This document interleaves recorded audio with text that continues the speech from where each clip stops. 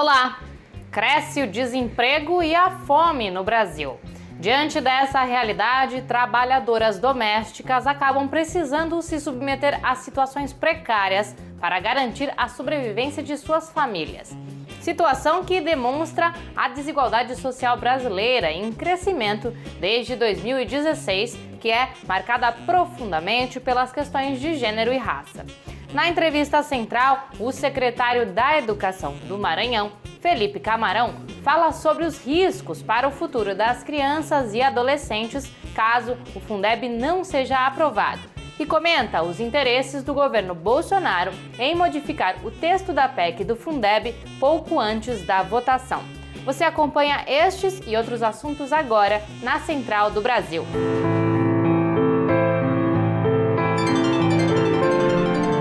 Central do Brasil. Desde maio, a taxa de desemprego subiu 26%, segundo o IBGE. Foram mais de 675 mil pessoas desempregadas nas últimas 7 semanas. Por medo e necessidade, muitas pessoas têm se submetido à redução salarial e até à exposição ao coronavírus. É o caso das trabalhadoras domésticas, que são, em sua maioria, mulheres negras. Vamos acompanhar a reportagem de Afonso Bezerra. Trilhos do Brasil. A pandemia do novo coronavírus intensificou a exploração das trabalhadoras domésticas.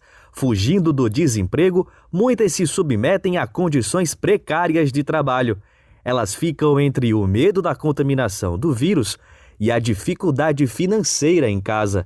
A precarização do trabalho tem sido frequente durante a quarentena. De acordo com o Ministério Público do Trabalho, neste período já foram recebidas 25 mil denúncias de violação dos direitos trabalhistas, um cenário muito comum entre as domésticas. Elas têm sido coagidas a dormir no emprego e muitas trabalham sem receber os EPIs. Outras, mesmo recebendo as máscaras, trabalham mais de 8 horas por dia. Um destes casos é o de Shirlene dos Santos, em Campina Grande, na Paraíba. Nesse período de pandemia, eu fui afastada de uma, sem remuneração, e continuei trabalhando normal na outra. Vem impactando trazer o sustento para minha casa, porque meus filhos e eu dependem das minhas diárias, das faxinas que eu faço. A precarização fragiliza a vida destas mulheres. Elas ficam distantes da família, trabalham mais e ainda ficam expostas à doença. Esse risco se complica por causa da dificuldade de acesso à saúde, como relembra Creuza Maria, secretária-geral da FENATRAD. E nós sabemos que é complicado para a população pobre se contaminar, que a gente depende da rede pública, e essa rede pública que não está dando atenção devida aos contaminados, porque não tem vaga nos hospitais. O medo de não ter o que comer e como alimentar a família é o que coloca essas mulheres em risco. O aumento da pobreza já direciona o país para retornar ao mapa da fome. Com a diminuição das políticas de proteção social, a porcentagem da população que vive sem consumir o nível mínimo de calorias para uma vida saudável aumentou 13% nos últimos 3 anos. Camila Piacese traz mais informações sobre o crescimento da insegurança alimentar no país. O coordenador da Rede Solidariedade, o ativista Rogério Barba, como gosta de ser chamado, dedica sua vida para a população que tem fome. Todos os dias ele sai de casa e distribui marmita para as pessoas que estão passando dificuldade. Com a chegada da pandemia, a fome ela aumentou mais ainda. Por quê? Porque muitas pessoas, que agora em época de pandemia não pôde sair, perderam seus empregos, e essas pessoas elas têm acessado muita rua para buscar seus alimentos, porque dentro de casa ela não encontra. O governo não consegue suprir essas necessidades. As famílias que vivem em situação de extrema pobreza no Brasil aumentaram. 37,5 milhões de pessoas vivem em situação de insegurança alimentar, segundo o último relatório da Organização das Nações Unidas para Alimentação e Agricultura, o FAO. A tendência é que o país volte a ocupar um lugar no mapa da fome ainda este ano. Para a assistente social e ex-ministra do Desenvolvimento Social, Márcia Lopes, esses números devem crescer ainda mais com a pandemia do novo coronavírus e com o desmonte do Sistema Único de Assistência Social, o SUAS. Desde 2016, e houve um corte já de quase 70% do orçamento da assistência social. O SUAS é um sistema único, nacional, que fez um ordenamento, uma organização da assistência social em todas as esferas, no nível federal, estadual e municipal. Quem sempre comandou foi o Ministério do Desenvolvimento Social e Combate à Fome, agora é o Ministério da Cidadania, mas não há comando. Eles esvaziaram a área, né? Tanto é que dizem que quem é o ministro da Cidadania é o Guedes. Para o professor da Universidade Federal da Paraíba, Jonas Duarte, a fome é um projeto social e político das elites brasileiras. Fome e a miséria no Brasil existem para reduzir, para colocar para baixo a renda da classe trabalhadora e as classes empresariais, o grande capital, galgar maiores taxas de lucratividade. Então só tem uma forma de acabar com a fome no Brasil, é fazendo reformas estruturantes nessa sociedade. A população mais pobre também sofre com a falta de atendimentos de saúde. Cidades como Campinas, em São Paulo, e Curitiba, no Paraná, estão com mais de 80% dos leitos públicos de UTI ocupados. Para a proteção da vida de grupos mais vulneráveis, a Rede Unida, que reúne instituições, organizações e pessoas interessadas em consolidar um sistema de saúde universal e participativo, lançou um plano de enfrentamento à Covid-19. No embarque imediato, Túlio Franco, coordenador nacional da Rede Unida, traz detalhes sobre o plano. Embarque imediato. Esse plano ele tem a pretensão de orientar as ações de defesa da vida nesse momento de grande sofrimento da população brasileira, orientar os usuários do serviço de saúde, os trabalhadores e gestores, tanto nos aspectos clínicos, como também vai discutir os aspectos sociais, ambientais que envolvem essa doença, como também orientações para o cuidado àquela população mais fragilizada, como os indígenas, população de rua, que necessitam de cuidados especiais. Esse plano ele dá as bases fundamentais para o enfrentamento da pandemia neste momento que nós estamos vivendo.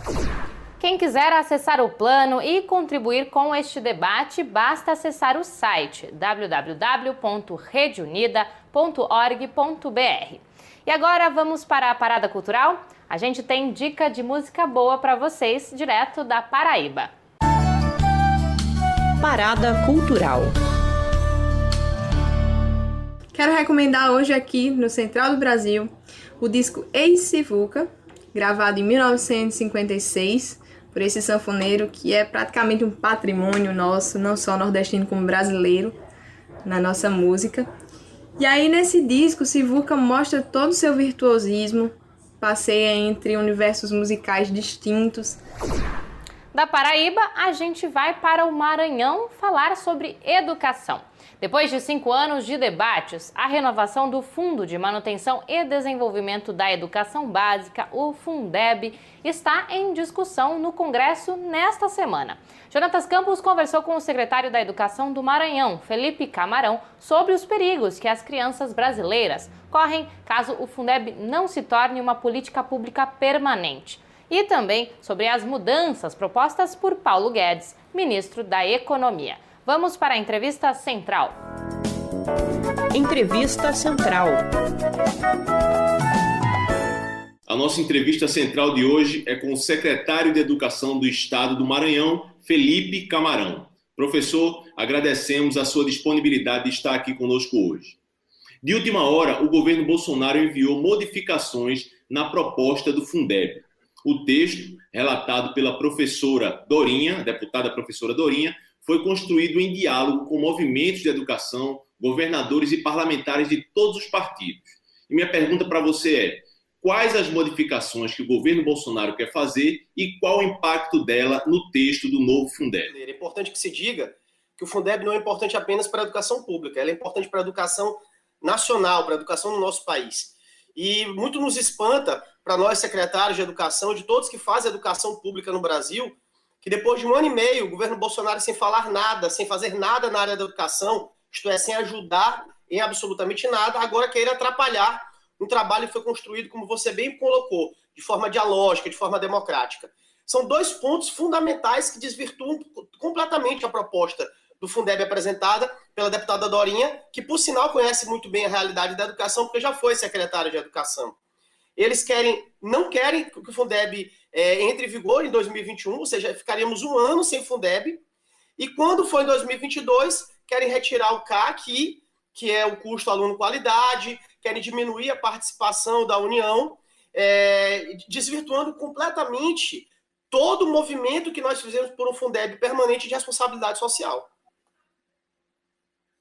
Meu secretário, e esse custo aluno-qualidade que está previsto no relatório, por que o governo quer suprimi-lo e qual é a importância dele para os investimentos do Fundeb? A gente só pode pensar que quer suprimir por ser inimigo da educação nacional, por ser inimigo da educação pública. Porque o CAQ, que é o custo aluno-qualidade, ele vai servir como um grande parâmetro de inovação para a educação pública. Vai permitir que nós façamos investimentos voltados à educação, como ela deve ser feita, com os insumos, materiais e quantidade de estudantes ideal por turma, por sala, por escola. Permitirá que o estudante fique mais tempo na escola, portanto, nós teremos mais recursos para implantar cada vez mais a educação em tempo integral nas nossas escolas públicas. E ser contra isso só nos leva a crer que é ser contra a própria educação. O Brasil tem investimento baixo em educação em comparação com diversos outros países. O texto do novo Fundeb faz com que o governo federal passe de 10% para 20% na sua participação nesses investimentos. O que é que os secretários de educação e os governadores podem fazer para que esse acréscimo de investimentos traga mais qualidade e mais acesso à educação pública? Fundamentalmente, a União precisa aumentar sua participação, porque o Fundeb, como todos sabem, é uma cesta de tributos, ela é composta por vários tributos, e para quem não sabe, dos 100% do Fundeb, 80% aproximadamente são de recursos ou tributos estaduais, 10% dos municípios e apenas 10% da União. Ora, a União é o ente que mais arrecada, portanto, ele deveria mais contribuir. Isso não acontece. O município, que é quem menos arrecada, contribui com o mesmo percentual da União. Então, é uma distribuição absolutamente injusta. O que nós defendemos é que a União contribua mais e, portanto, nós teremos mais recursos para investir na educação e, consequentemente, prefeitos e governadores também terão mais recursos próprios para investir não apenas na área da educação, como também em outras políticas públicas importantes para a população. E os investimentos do Fundeb, hoje, eles são exclusivos para a educação e para o pagamento do salário dos professores. Se cair essa obrigatoriedade, quais serão as consequências? As consequências serão nefastas.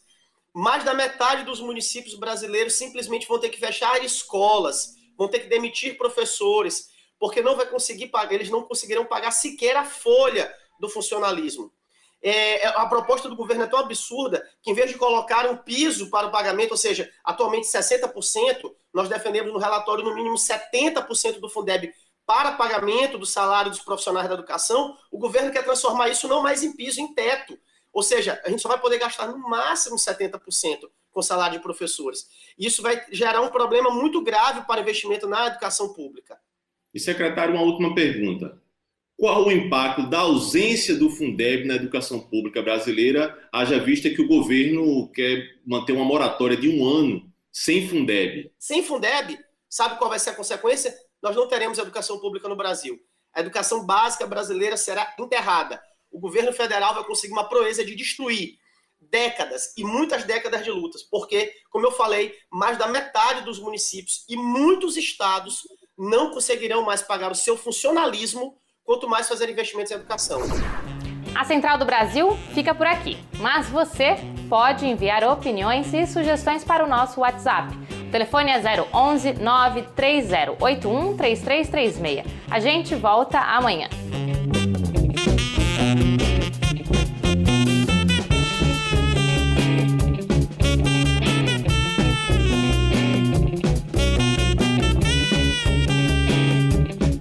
Central do Brasil, a rede de comunicação dos movimentos populares.